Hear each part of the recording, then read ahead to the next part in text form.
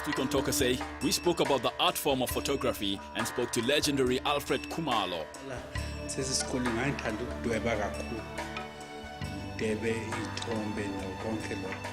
We also had a chat with the Umuzi Photo Club in Johannesburg. More positive people, the people that care actually about our talents, they're showcasing that to them. They can really help us, like finding young organizations that really do care about the youth. And we took a tour through the streets of Alex with the photo walkers of Johannesburg.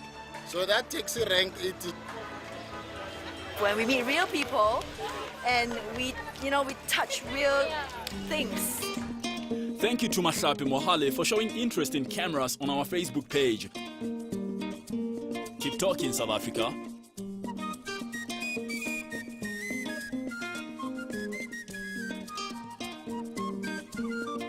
Today on Talk SA, we look at the phenomenon of Nigerian movies. Mostly Nigerians, they took the privilege to showcase Africa. We ask if Nollywood is uniting us as Africans, and can we learn from their low-budget technique to tell our own stories on screen. It really functions, but it's functioning chaos.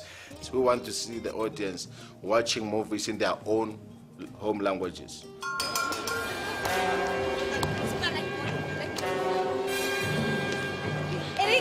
Eric, I'm talking to you all. I'm talking to you all. You lie to your family for what? For juju? Huh? You steal from your own wife for juju? I thought we trust each other. I thought we trust each other. Look at you, man. Nonsense. God will judge you all. He will judge you all. Useless man. Haha, did we confuse you there a bit? If you've never seen a scene like that in an African movie, then you are living on Mars. Nollywood has become a global phenomenon, and in the last decade, they've become the second busiest film industry in the world after Bollywood, of course. And you know what? They churn out 50 films a week. Millions watch Nigerian films every day, many more than watch American films. So today on Talk SA, we're going to be looking at Nollywood. Is it a uniting force for Africans or a divisive one? You know that South African filmmakers are actually using the Nollywood model to tell our own stories. But first, we're going to go out into the streets and find out what you think about Nollywood. But Nigerian movies. Well, my Nigerian movies in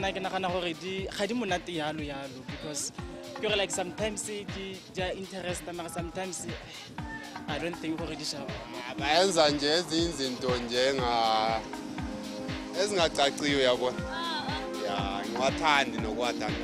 And imagine equality right? Like the quality, I don't like the directing firstly, and the acting I think is way too backwards. Yeah, but much less cansable. Because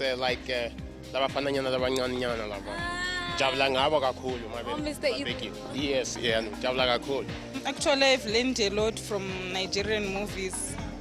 Most of their movies, they teach us. Yeah, like those ones which they do about rituals, things. Yeah, we've learned a lot from people. And then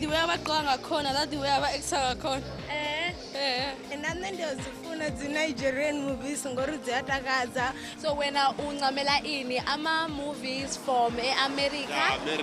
Yeah. Nollywood was born in 1992 when a Lagos trader bought a very large consignment of blank VHS tapes from Taiwan. Finding them hard to sell, he contacted a theatre director. They made a cheap movie and copied it onto the tapes, and that's how Living in Bondage was born. It's a story about a man whose wife passes away and he's haunted by her ghost. And you know what? It sold over 1 million copies.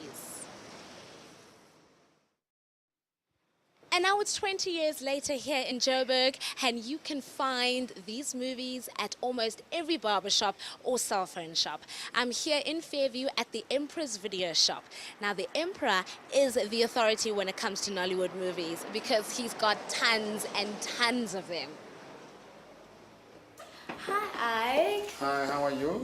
Tell me, how did you get into this business? I mean, you came to South Africa in 2000, and there was a time when everybody knew if they wanted movies, they must come to you. What was that experience like, and why did you decide that you wanted to sell and rent out Nigerian movies? Actually, I came before 2000. And getting inside the country, you can see no employment. You have to create your own thing, your own concept. Then back home, these things are moving. And if you look around in South Africa those days, you can't find anything like movies. So I decided to bring in the movies via the Film and Publication Board, the FPB, to classify them. Then I distribute and sell to make a living. And what do you think makes these movies so popular? Because everybody, like you're saying, Africans just like it. Everyone just enjoys Nigerian movies. What is it about them that draws people there? Firstly, it's very cheap to purchase. Secondly, people want to really know Africa, and they want to know other way of people's life. That's why people want to know everything about Africa. And the making of movies is booming. I mean, it's not just Nollywood anymore. Ghana is doing it. South Africans are doing it. Selo Twala, the guys behind Josie Kings. What do you think about it? It's so exciting. If you go to India, they've got Bollywood. America got their Hollywood. So Nigeria tried to make up Nollywood. Soonest, Safawood is going to be on board. Oh, I like that. Safawood. Yeah, it's going to be on board. Also, try to educate, enhance African culture.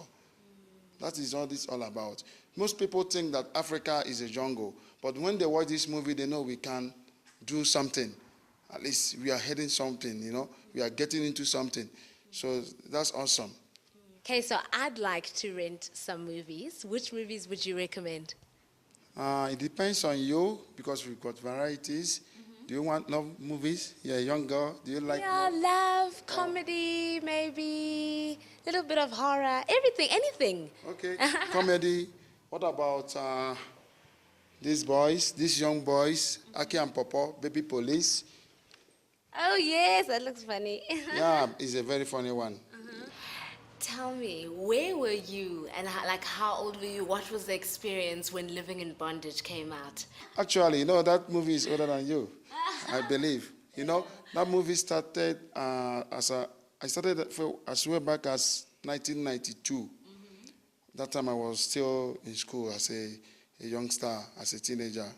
You know, that movie really, really inspired people, at least most especially people like me. So do you think that Nollywood and Nigerian movies are a better way, rather, of expressing ourselves as Africans and learning about our cultures, and just more important than Hollywood and American films? This is the era of everybody showing what they have. Mostly Nigerians, they took the privilege to showcase Africa, what they have. So even other African countries, they don't know anything about our way of life. We try to portray some way of our life. You know, do you get my point? Like culturally, mostly people, they try to think about the juju, muti stuff. So it's very, very, very interesting. So people find it interesting. After the break on Talk SA, we meet up with music producer Chico Twala, who's making movies and outselling Hollywood with township stories.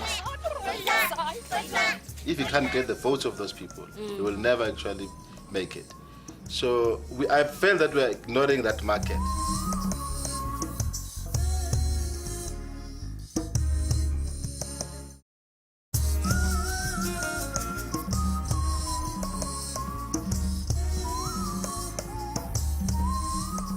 2 years before the 30 million rand movie Tsotsi won an Oscar, singer and producer Selo Twala made Muruti wa Tsotsi on a tiny budget, and it made 10 million rand for him. Since then, he's created an industry of his own, so we went and spoke to the man who outsells Hollywood by telling township stories. Siyakwamukela ku-Talk SA, Baba. Now, Tina Sigwazi, as a music producer and manje usuwenza ama super hit movies, how did you get involved in the industry of movies and what inspired you? I think during my youth days, we had films like Dingaka, Magic Garden, Inyaga Nyaga, Uteliwe. I think those movies also contributed in me coming with the concept, because if you look at those Uteliwe and all, they were very popular at the time. And we don't have anyone producing those kind of films anymore. So that's why, you know, going back, when I had to think how we used to go to the cinemas, about Lili, AUT cinemas in the township, it was because of those movies. But because they're no longer available, we actually, the market went down. But thank God, every single person in South Africa, even the poorest in a shack, they've got a DVD machine. So the DVD machine is going to be bigger than cinemas. Watch this space. Yeah. 5 years' time, cinemas will shut down. And clearly nikhethe into right ngoba nenza ama comedies which are extremely popular. I mean uMadlu Phuthu is a household name and face. Akekho nje umuntu ongamazi. Even the president, you can see uMadlu Phuthu in the background at different campaigns. How did you decide ukuthi i-comedy iyona enifuna ukwenza ithombe ngayo? Well, I think there's too much drama on our television. That's another thing. I mean, people are watching dramas, generation and all that. We didn't want to be in that market. We just wanted to come up with a story that people can relate to easily. Like we have a new movie coming now called Fat Cats, which is talking to the people. I mean, you have seen a lot of people living a lavish lifestyle and all that. So we the way says our quarter, we're not serious. It's comedy, but it actually shows the lifestyle that is in now. It's remarkable how producers in Nigeria have managed to sustain this industry. I mean, piracy is rampant in this country. It's so rampant that when you release a movie in Nigeria, you have got 2 weeks in which to make your money. After that 2 weeks, the movie is pirated and it's gone.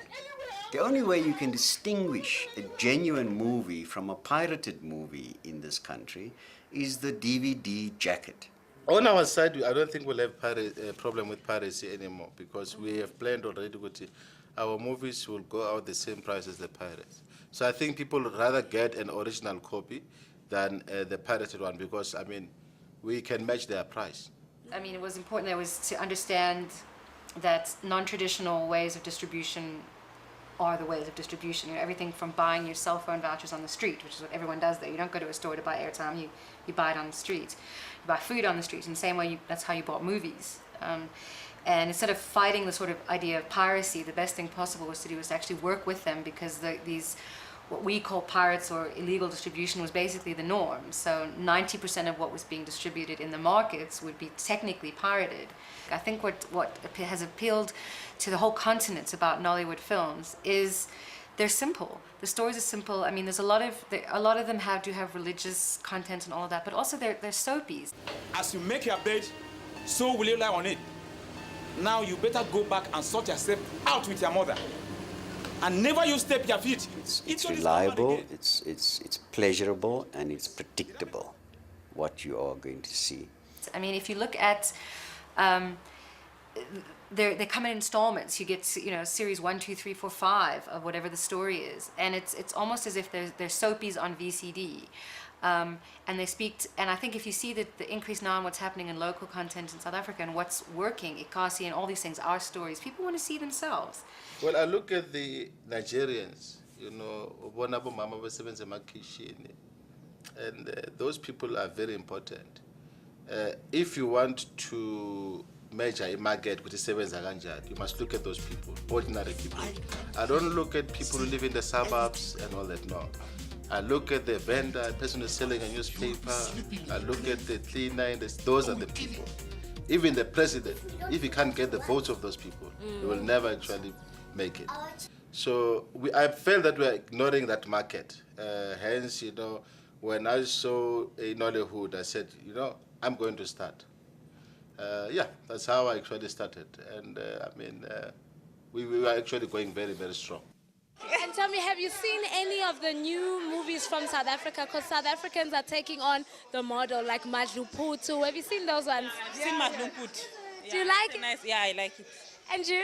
Yes, I like Madlu Phuthu so much. I wish I could meet him one day. I love that guy so much. I've watched my Madlu Phuthu's movies. Yeah, they're fun. They make me laugh a lot. So it is an interesting thing when I went to Lagos. to speak to these producers, and I spoke to many, to get a sense of why they do what they do. I was blown away by the humbleness of these entrepreneurs. They are very focused. They understand exactly what they need to do. They are extremely professional, operating in a dingy little office. The guys, they're probably the most focused entrepreneurs I've met in Africa. And even though, you know, in the Nigerian context, they might say, oh, it's so Nigerian, you know, how do people in the rest of Africa relate? Ultimately, a lot of like that experience is the same. It's stories about people who don't have a lot of money, who maybe are religious, who are living with just the trials and tribulations of everyday life. And people like that. It's simple entertainment. It's cheap, it's simple. And you know, the VCDs are cheap, they can be shared, passed around. We want to see the audience watching movies in their own home languages. You know, that is our vision, and then, we want that to be implemented ASAP, because we felt that there is a need for that.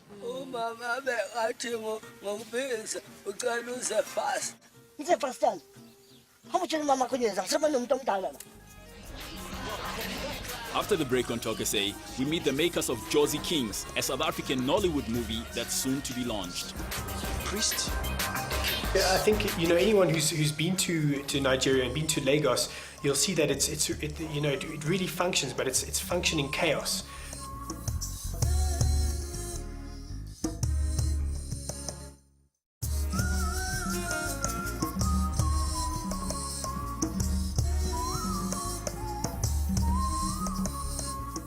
Jamie Ramsey and Jonathan Boynton Lee are two young South African filmmakers who have experienced Nollywood firsthand. They collaborated with Nollywood star Anele Beke, and they brought us Josie Kings, which won Best Action Movie at the Nollywood Africa Film Critics Awards. We caught up with them and found out what they have to say. Look at this city. I never knew Johannesburg is this beautiful at night. Like this. Josie Kings it's a typical gangster movie, you know, one that is a little bit different from other gangster movies, you know, that you probably have seen, you know, like in a Nigerian movie. It's the setting is right here, you know, downtown Johannesburg. It follows a character that I played called Chooks, you know, that came into the country and his money, his money was stolen, and you know, he had no other option other than to ride a raging bull, you know. Well, I think, Jamie and I have collaborated for a long time, and we'll continue to do so, and we've got a very unique visual style, which I think was perfect for this movie, that gritty docudrama type of visual style. And I think what we wanted to do is essentially take that Nollywood model, which has got a bad perception of having horrible production values and bad sound, and we thought there's no reason why we can't make this look really beautiful. And I think that's what we did. It ended up turning out even better than we thought it would. It blew up beautifully to big screen. And I think essentially that was what we wanted to do in the beginning. We wanted to, Justice wrote a great script and he handled the actors and characters and everything, and I came in to handle the visual style with Jamie. And I think you can see from the visuals that we did a great job on the visuals, and we've upped that standard of Nollywood. You know, there's no reason why I can't have brilliant production values and look really good. Yeah, I think, you know, anyone who's been to Nigeria and been to Lagos, you'll see that it really functions, but it's functioning chaos. You know, everything, the street business, the commerce, everything is just chaos and energy and movement, and you know, the taxis and the people, it's just constant movement. And I think that filters down to a creative level as well, with their music, but also with you know, with their filmmaking and their TV making, you know.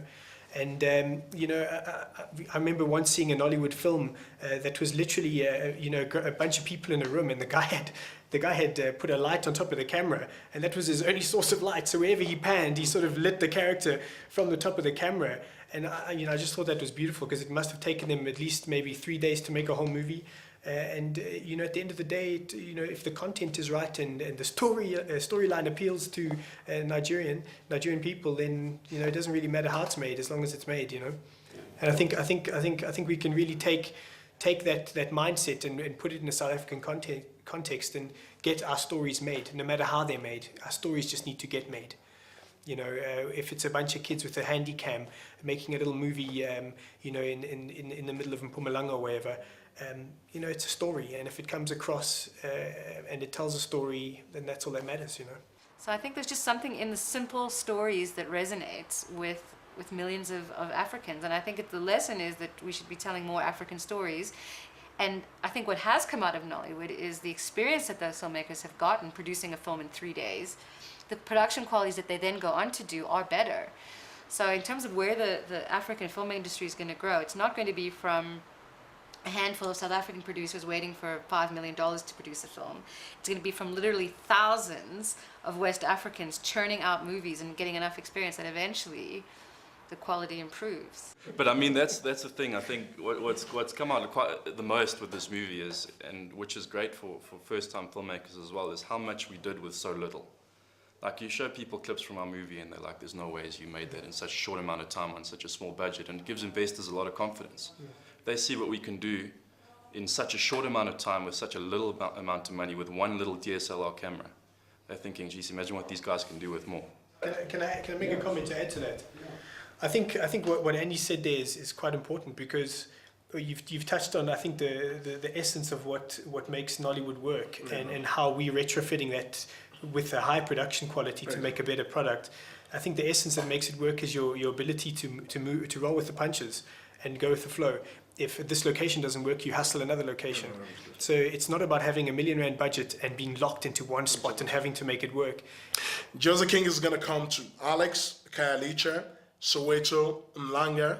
You keep an eye open for it next month.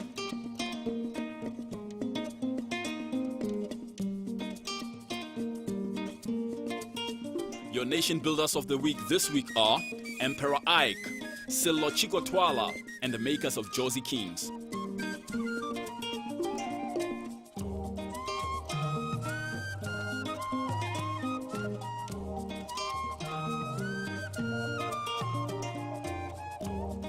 Keep talking, South Africa. Next week on Talk SA, we celebrate Alexandra Township's 100th birthday. It's very sad, you know, this was supposed to be a heritage site where, you know, it would have also benefited the business community of Alexandra in terms of using it as a tourist attraction. This week in history, the 1820 settlers were encouraged by the British Cape Colony to settle in the Eastern Cape in order to form a frontier against the Xhosa people. And then 60 years later, De Beers Consolidated Mines took over most of the production of diamonds here in South Africa. Still talking about wealth, in 1959, the first ever Black Reserve Bank Governor Tito Mboweni was born near Tzaneen.